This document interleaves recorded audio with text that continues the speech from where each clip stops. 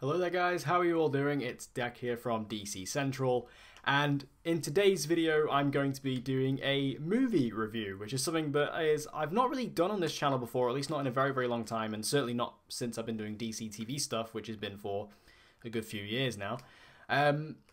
I thought, you know, with The Flash Season 9 coming to its conclusion, and the Arrowverse ending as a whole, I needed to start thinking about what I'm going to do with this channel.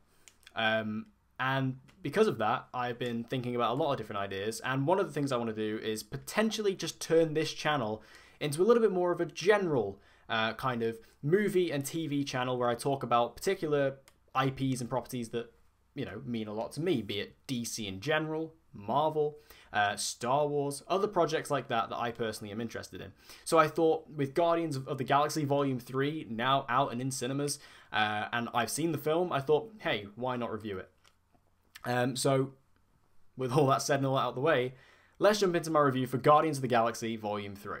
So of course, Guardians 3 is now the latest film in the MCU, and it's been going on for a very long time, as we all know. And what's important about this, obviously being the third Guardians film, we always have known going into this that this is going to be the final film for at least this iteration of the Guardians.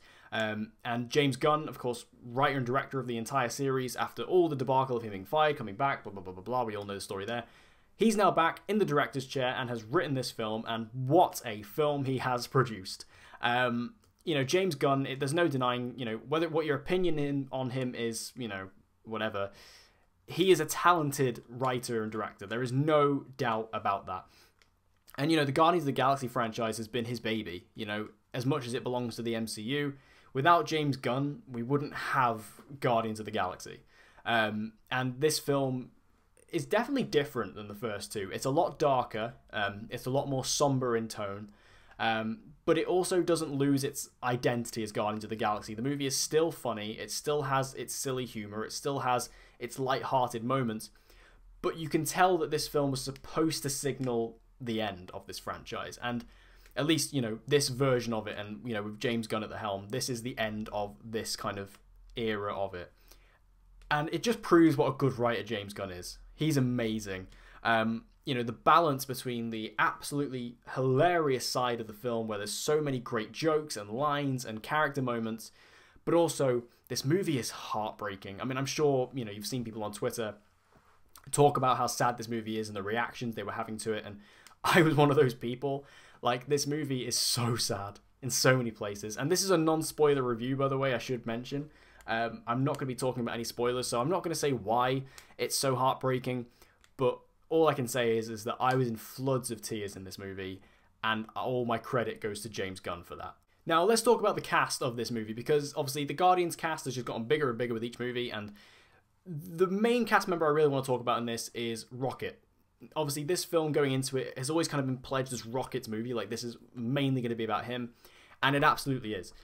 Rocket is kind of the focal point of the entire film, and honestly, I think this was the best way to do it. We've had teases, you know, throughout the series, and, you know, different lines here and there about Rocket's backstory and, you know, what he is, where he came from, who he is, and this film just dives straight into it. We get a huge amount of backstory and lore for Rocket in the MCU, and, you know, if you've seen the trailers, you kind of know that that's what we're going to be diving into in this film, is everything to do with Rocket, and that is part of the reason why this movie is so sad, because Rocket is, you know, a creature who has just been tortured throughout his entire life.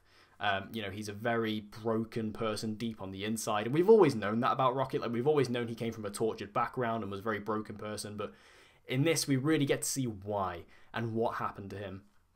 And, you know, there's no escaping. Like, I don't think it's a spoiler to say that part of the reason why this movie is so sad is because we do see, like, animal cruelty, and, you know, if you're an animal lover at all, it's just going to break you. Like, me personally, I have a dog and 2 cats, and just the idea of anything like that happening to them is just absolutely horrific.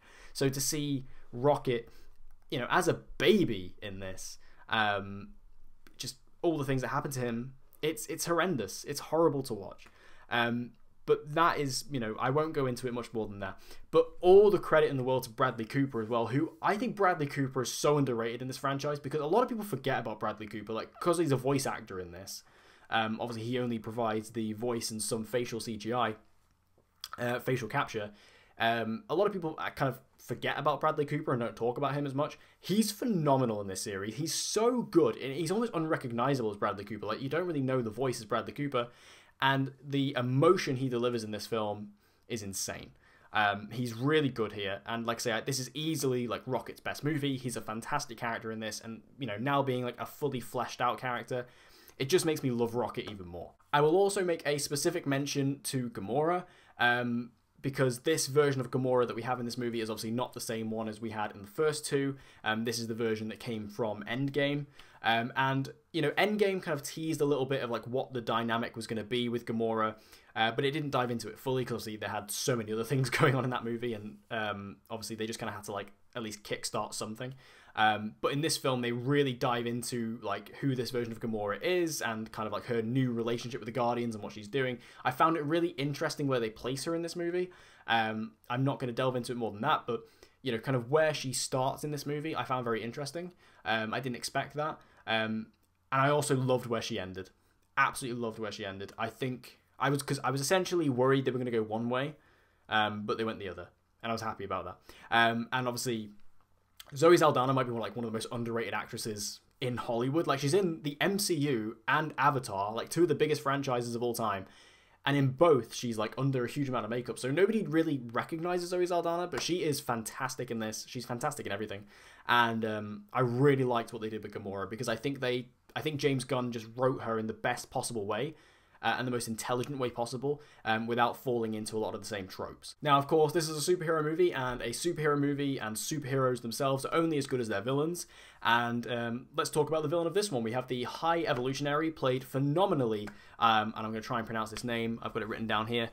Chukwudi Iwuji. I'm sorry, I know I've butchered that horrendously. But you'll recognize him from the Peacemaker TV series if you've seen that, which is, of course, also from James Gunn. I actually have not seen Peacemaker yet. I really want to. It looks great. But he plays the High Evolutionary in this, and my battery is dying, so we'll go through that. But he's fantastic in this. His performance is really raw. It's rugged. It's really empowering in all the wrong ways. He's just really powerful on screen, like a really strong presence. And his dynamic with Rocket, like the way they established that, obviously there's kind of no secret that the High Evolutionary and like his whole thing is to do with Rocket. It's horrible, and he is a despicable villain, like truly evil. And this is something that I think comic book movies are starting to move away from a little bit, are the villains that are just like truly evil. Like, we kind of always have to have like more of a sympathetic villain, which obviously usually kind of make them more interesting. But in the case of the High Evolutionary, he was very interesting in his own right, while also being just truly evil. Like, there's nothing good about this guy. He is just awful. And I kind of enjoyed that. And again, the performance by Chukwudi Iwuji is just wonderful. He truly delves into it, truly gives himself to the performance, and it's excellent to see. Also, I think people often forget about James Gunn, how good he is as an action director, because obviously he's very well known for his comedy and, kind of his more edgy comedy, but he's also a fantastic action director. Like, all the Guardians movies have fantastic action. The Suicide Squad had fantastic action, and from what I've seen of Peacemaker, it has fantastic action. Again, I really need to dive into that show because it looks great. I'll watch it before season 2 comes out, but the action in this is amazing. Particularly one set piece which you would have seen in the trailer. It's kind of like a hallway fight where you see like Star-Lord and Rocket and Groot. It's an amazing fight sequence. So good. One of the best in the MCU. There's always the thing spoken about hallway fights and how cool hallway fights are, and they are great. But this is an amazing fight scene. I loved it, and all the action in this film is great. Because one thing that the Guardians movies have always done quite well also is a lot of like spaceship fights and stuff, and that's really cool as well. So I love to see all that. Now, my only real negative with this film was Adam Warlock. We all knew Adam Warlock was in this movie, played by Will Poulter, and my issue with Adam Warlock in this movie is he kind of just felt like an afterthought. It felt like James Gunn, had written this story, and he had this story for Guardians 3 already in the can, and then probably someone from Marvel came to him and said, "Oh, do you remember in the post-credit scene for Guardians 2, you teased Adam Warlock?" And he's like, "Oh, shit, yeah." So we had to kind of just include Adam Warlock in this movie. So he is in the film. He's fine. Will Poulter does a fine job. he just feels a bit superfluous. Like, that character really could have been anybody. And he felt just like, again, a bit of an odd kind of oddity in the movie. He's kind of like an extra piece. He didn't really need to be there. It just felt like out of obligation, because they had teased him in Volume 2, we had to have him here. So, like I say, he's a fine character. He's not a bad thing necessarily. He just didn't really feel like he was meant to be a part of this story originally. He felt like he was kind of tacked on due to like a obligation from a few years ago. Overall though, Guardians of the Galaxy Volume 3 is tremendous. This is one of my favorite films of the year, and this is, you know, we've had this, I mean, this is only the second thing out of Marvel Phase 5, but this knocks Ant-Man and the Wasp Quantumania out of the water. There is no question about it. Like, the difference in quality between Ant-Man 3 and this is like insane. This felt like classic MCU. Like, this really felt like a classic MCU event film, which we haven't had in a while. You know, Doctor Strange 2 kind of felt a little bit eventy, but not in the same way as this. Because Doctor Strange 2, it was an event because of the multiverse side of it, not because people really cared about Doctor Strange that much. I mean, I really like the original Doctor Strange, but it's not like a huge MCU film. Whereas this felt like it was the conclusion to this trilogy, a conclusion to these characters, and people were showing up for that.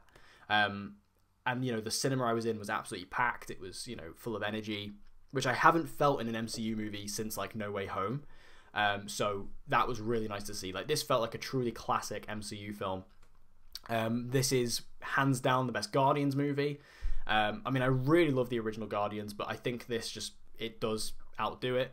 I'd say this is the best MCU movie since Endgame. I mean, I love No Way Home. I absolutely adore No Way Home. And so I don't know if I like this more than No Way Home, but I'd probably say, just in terms of looking at it, this is the better film. So yeah, best movie since Endgame, and one of the best MCU movies, period. Like, this, I think this is going to be in most people's top 10, maybe even top 5 MCU films, MCU projects, just because of how truly brilliant it is. So I can't recommend Guardians of the Galaxy Volume 3 enough. I think it's an amazing film. If I were to give it a rating, I'd probably give it like a 9.5 out of 10. Like I say, the only negative is like Adam Warlock, but even then, he's not really an issue. Like, he doesn't take away from the film. So, I mean, I'm sure a lot of you have seen it already, or you're definitely planning on seeing it, so please go and watch this film. It's fantastic. If you love Guardians of the Galaxy, you're going to love this one. And if you love the MCU, especially like classic MCU, you're going to love this. It's just, it felt so nice to be back in the world of the Guardians of the Galaxy, and it's sad that we're probably never going to see at least this iteration of the Guardians ever again under the wing of James Gunn. So have you guys seen Guardians of the Galaxy Volume 3? If you have, make sure you let me know your own thoughts on it in the comment section down below. And also, if you liked this video and you want to see more content like this on this channel, then please let me know in the comments. Or also, if you have any of your own ideas about what you want me to do on the channel going forward, then also please drop them in the comments down below as well. I'm open to suggestions, because again, I am sort of workshopping this channel and see what I'm going to do with it. But yeah, overall, great film. Go check it out. And if you want to see more content like this, make sure you subscribe and hit the notification bell so you don't miss any uploads from me. And I hope to see you guys again next time.